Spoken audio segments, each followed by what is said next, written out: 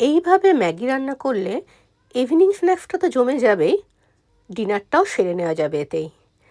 আমি এখানে আটা ম্যাগি নিয়েছি। প্রথমে প্যানে একটু তেল দিয়ে প্রথমে শুধু ম্যাগিটাকে দিয়ে ভালো করে একটু লাল লাল করে ভেজে নেব।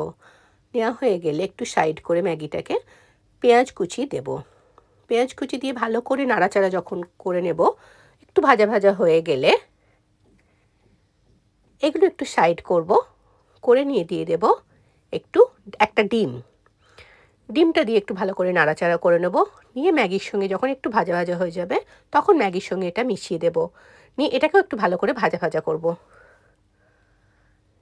দিয়ে দেবো এখানে ম্যাগি মশলা আর অল্প নুন।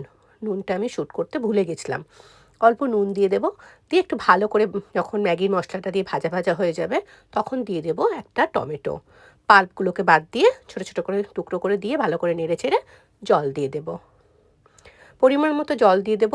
দিয়ে এটা ঢাকনা দিয়ে কিছুক্ষণ হতে দেব। দিয়ে মাখা মাখা যখন একদম হয়ে যাবে, ব্যাস আমার ম্যাগি রেডি। শুধু প্লেটে নিয়ে নেওয়ার অপেক্ষা। অসাধারণ লাগে খেতে এটা।